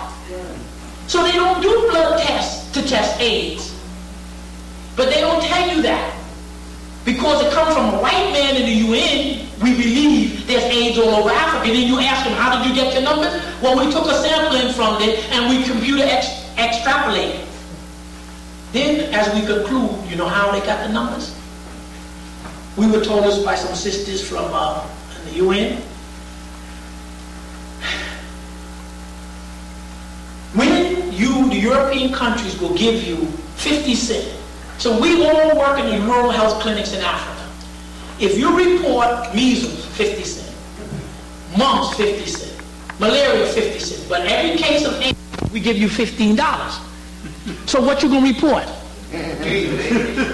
Now, because they're not doing any blood tests, guess what? What do you find? This is how they make the diagnosis of AIDS in Africa. If you walk into the clinic and you have weight loss, poor appetite,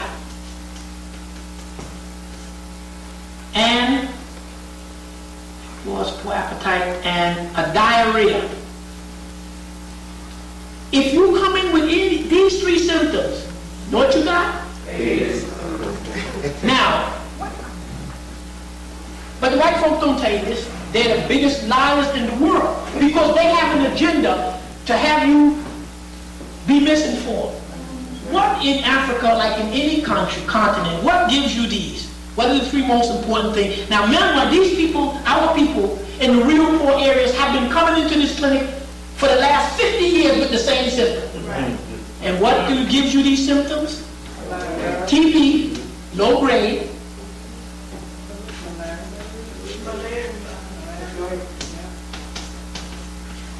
Dysentery. Bad water.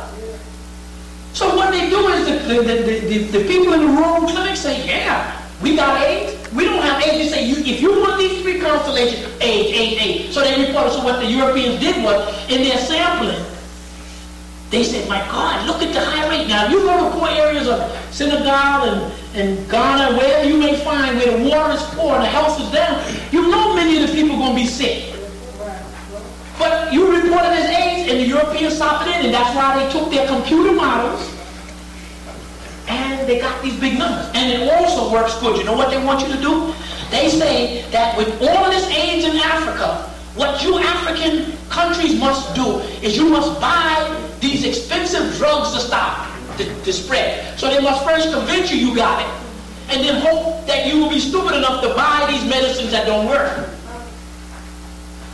If you have these things, you will test positive for AIDS. That test that they do for AIDS is called the ELISA test. We've been using that in medicine for the past 30 years. We have been using it to diagnose arthritis and a number of conditions. And what they do is we draw your blood. And you know blood has a cellular component, cells, and it has a liquid. Plasma. This liquid has chemicals in it. These chemicals called antibodies. Those chemicals that your body produces to fight off germs. Right? Right. They draw your blood, they spin down and take this liquid. They take the liquid and they mix it with a chemical. Boom! Positive. What is happening that the reagent that they use reacts with something in your serum. So when this reagent that we've been using for the past 30 years, now they decide to use it for HIV, when this reagent reacts with your serum, oh, you got a positive exam. You are HIV positive. What they forgot to tell you, conveniently, and I can supply you with the material, is these antibodies that are in your serum, your plasma. The plasma and the cells, guess what? They're non-specific. Meaning that reagent, what antibodies will react to the reagent? There are about 70 conditions where your body has made antibodies that will react to give you a positive test with that. If any of you have ever had TB or had the exposure where you converted, any of you have ever had measles, mumps, chicken pox, herpes, malaria, hepatitis, go on. Anybody ever had sarcoidosis?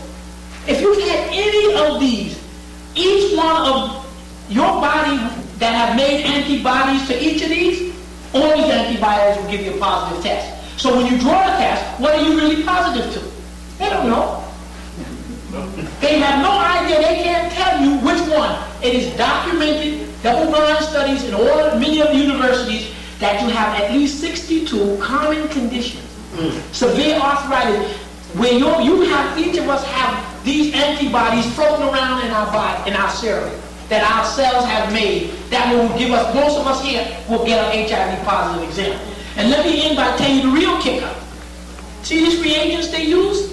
If you're in Africa, if your blood tests positive with 2 of the reagents, you are positive. But in America, you must test positive with 3 to be positive. And if you're in Australia, you must be positive in 6. So if you drew my blood, I've never had TB anything, but I've worked in the hospital for 20 years, so I'm pretty sure I must have had some exposure to TB, even though I never converted. And I've had at least 1 hepatitis shot. So anybody who's had a hepatitis shot will test positive. So all these little children that are now getting the hepatitis,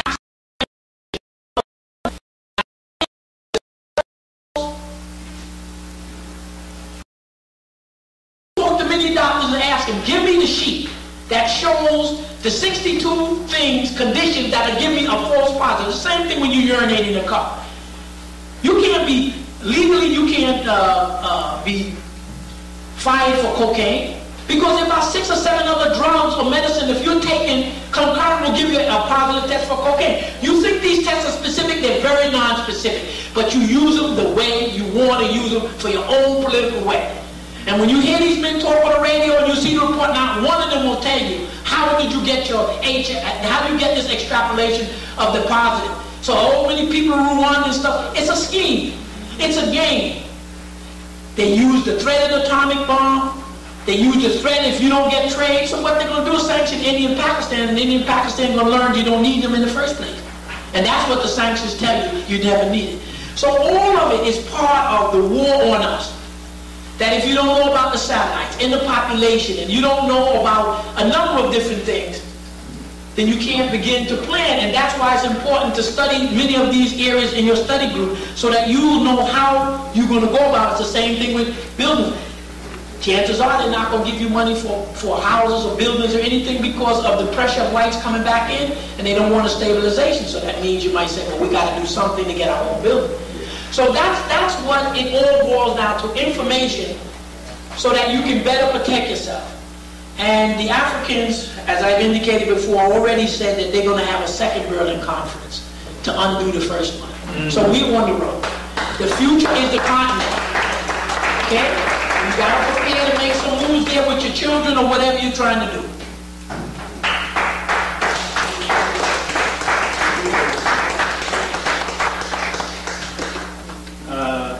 I see Laura came back. Flyers are in the back. Please make sure you take flyers because we need to have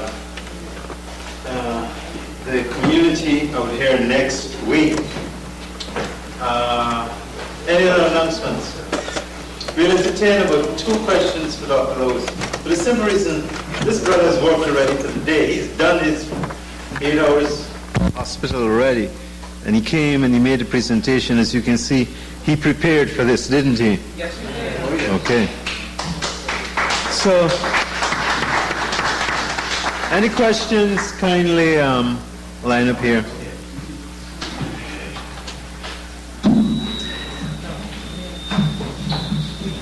Just clip it. Let me clip it. I know you got a question. Yeah. Dr. Lewis, I've learned a lot from your presentation, and I found it very informative. I'm curious about do you aware of any political formations going on in the African continent itself to bring about a greater degree of unification than has existed historically? I'm a member of a political organization called the All African People's Revolutionary Party. And one of the things we're pushing for is for, Africans to unite on a continental basis in order, to defeat our enemies and, to bring about our development. Are there any greater moves going on toward that in that direction that you're aware of? And what is the significance of this, joint effort between the various countries that surround the Congo to get, to overthrow Mobutu? Well, again, to answer the question, and as Mandela just repeated, and as we said, the fact that you had 17 countries joining, their minds got together and said, we got to get rid of this guy. Because with Mobutu there and the Europeans there, they're disrupting the whole continent. So the fact that they decided first mentally to make a decision to get rid of them, so that's Pan-Africaneer. The fact that they pooled their resources, their communication, their guns, their food, that was a Pan-African. That effort was coming from 17 countries. Now add up the population of 17 countries, you might have 300, 400 million. So that means that the political leaders of those countries are basically headed in the right direction. They're not joining the IMF. They're trying to wrestle control from them. They've made some statements and they've pooled their money in the guns. So your power is on the continent. The power of Chinese people is the mainland. No matter how rich or feudal may be here in Indonesia, the power, the security, the future of the Chinese race, if you want to use that term, is China. The future of the Indian base is India.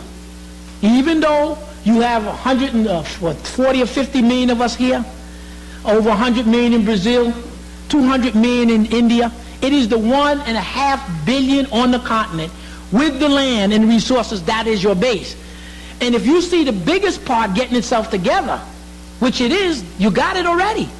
So that by what they did automatically has helped. You see Cuba helped Angola which then made it possible to knock off South Africa, and that whole thing made it possible, accelerated to get rid of Mobutu. So you have brought 2/3 of the continent under your control, politically and economically, in less than what, 10 years? That's great.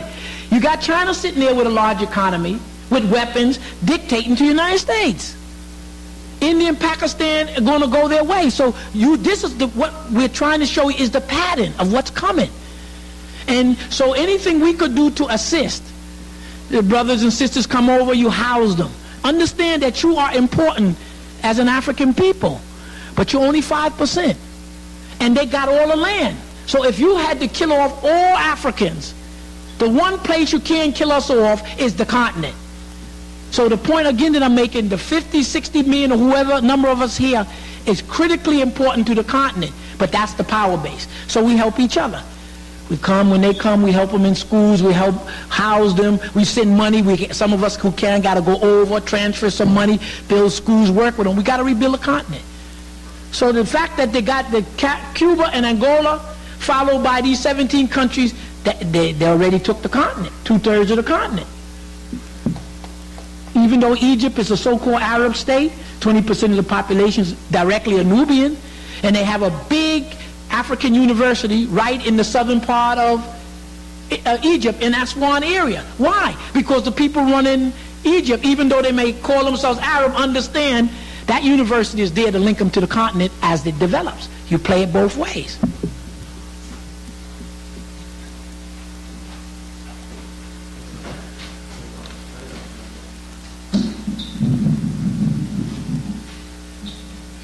I have to thank you again for the most informative presentation. It's always very enlightening.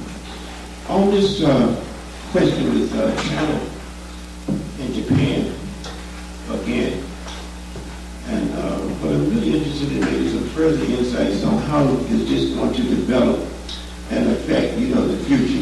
For many years, the U.S. always touted Japan as being the great juggernaut of Asia, while China was like laying in the background, developing itself.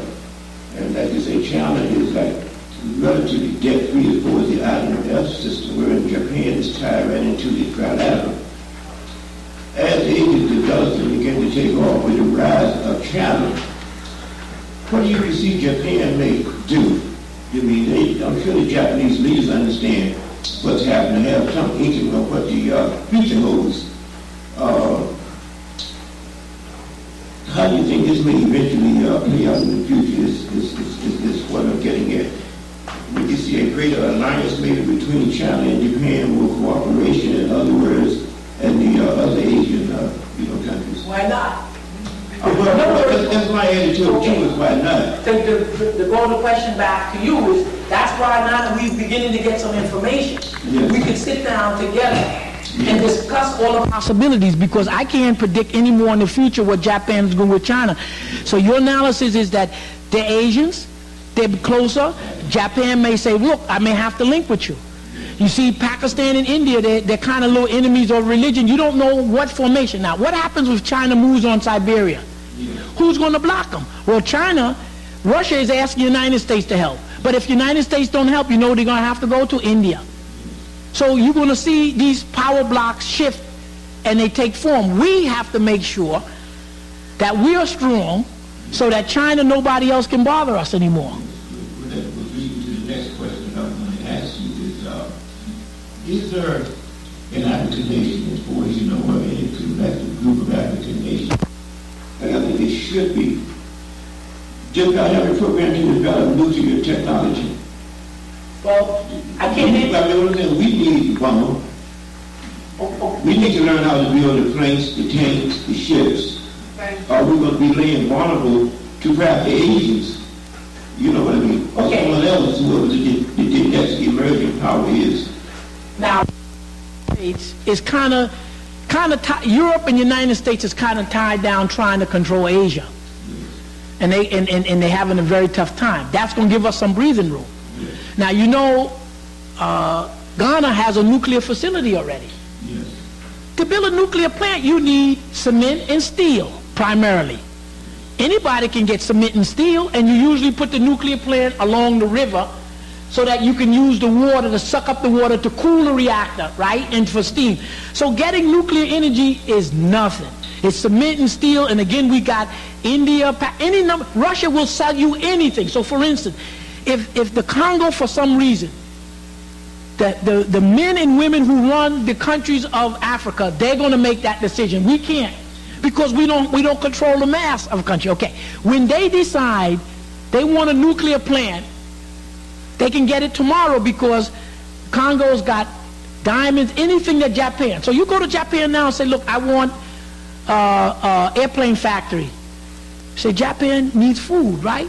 You need oil, you need wood. Why go through the white man? We barter 1-to-1. So you can, overnight, Africa can get whatever it wants, depending upon the leadership of that country. You can get nuclear plants. If Nigeria decided they want a crash program, they could be able to strike the United States in 3 years. They just buy the big rockets from Russia, bring the technicians in, let them work with them. They can buy a couple of bombs from Kyrgyzstan. When Russia broke up, there was about 1,100 atomic weapons that America don't know where it is. Nobody know where they are. Now, you may be able to pick up a few. You can buy the Russian, and then you may have to rent out somebody's satellite. So the point we were making here is that it's whatever you decide that you want to do, or those government. Now, the last time we here, remember we saw Uganda, Rwanda, and the Congo begin to develop their whole road system. So they decided to develop the road system. Once you develop the road system, automatically trade. And you know what's going to happen. Then the roads are going to begin to be linked to all the African countries. So in 50 years, we're going to have an excellent highway. When and if the Africans want nuclear energy bombs, they can get it anytime they want. Anytime. You got nuclear plant in South Africa, 2 or 3 of them. So we already got 4 on the continent.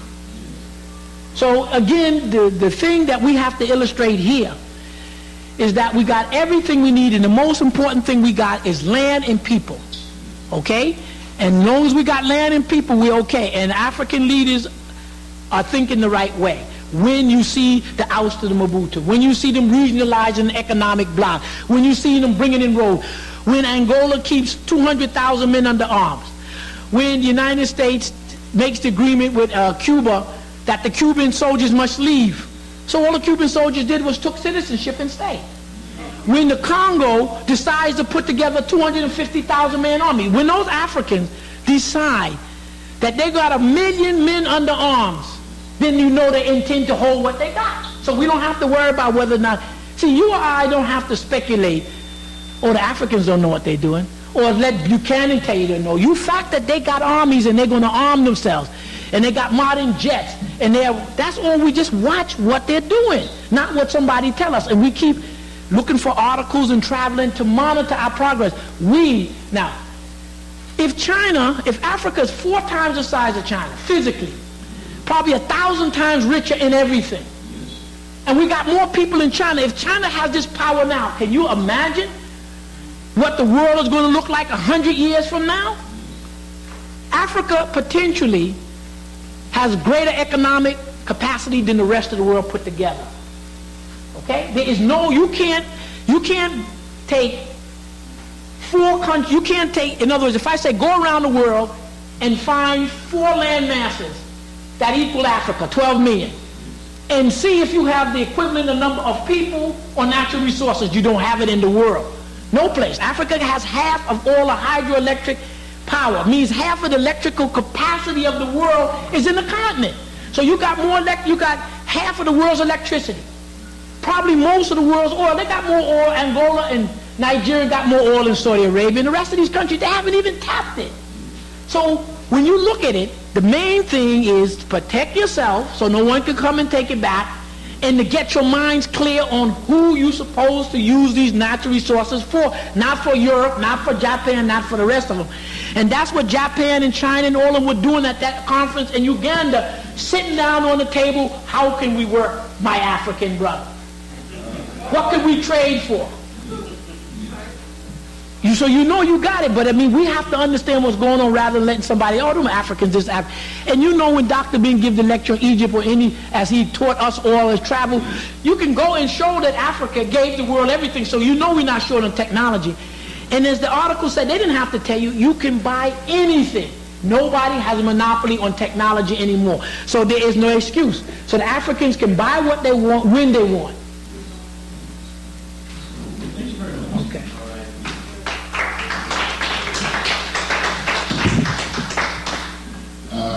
I'd like to ask you, what role do you think Saudi Arabia is going to play under the circumstances? Okay. You got to look at it a lot of different ways. And it depends if you want to use the currency that white people use. It's an African country. It's a black country. But right now, they're linked with the United States for some other reason. Saudi Arabia and Kuwait, that oil money that they take out, they primarily invested in Europe and America. So that means that the Asians nor the Africans are benefiting from that vast oil wealth right now. Iran has asked Saudi Arabia plenty of times, if you're a Muslim, why aren't you spending the money with other Muslims? All Muslims, Saudi Arabia, you know what they're doing. So it appears that Saudi Arabia and Kuwait are right now in the mindset of having the financial wealth. The leadership is living great. They're hooked with the Europeans, and they obviously aren't putting the monetary investment into the long state of, let's face it, if you're Saudi Arabia, you're going to need Africa, but they're not investing in Africa. You're going to need Asia, but they're not investing right now. When Iran and Iraq get enough nuclear weapon to protect itself, the chances are they're going to take Saudi Arabia over. Who's going to stop them? The United States is going to be too weak by that time. Europe is out of the picture. So when you look at the global forces that are shaping, it's going to be Iran, Iraq, and those Asians going to be a power block. Then you got India and Pakistan. I don't know how they're going to juggle. Then you got this powerful giant you call China. Now, if they invade into Siberia, who's going to stop them? I don't know who's going to stop them. Then you got Japan looking with China. Then you got to look at Africa, this vast continent. As we putting things together, nobody's going to be able to stop us. So to answer your question, I wouldn't want to be Saudi Arabia. In between Iraq and Iran, I wouldn't want to be. That's my point. Thank you. You got the best in Africa. You don't trade it with anything. Thank you, my brother.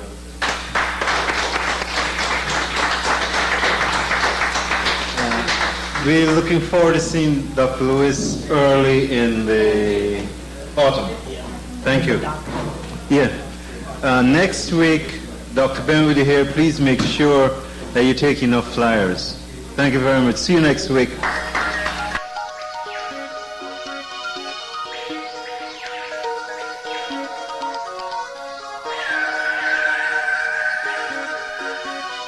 Thank you.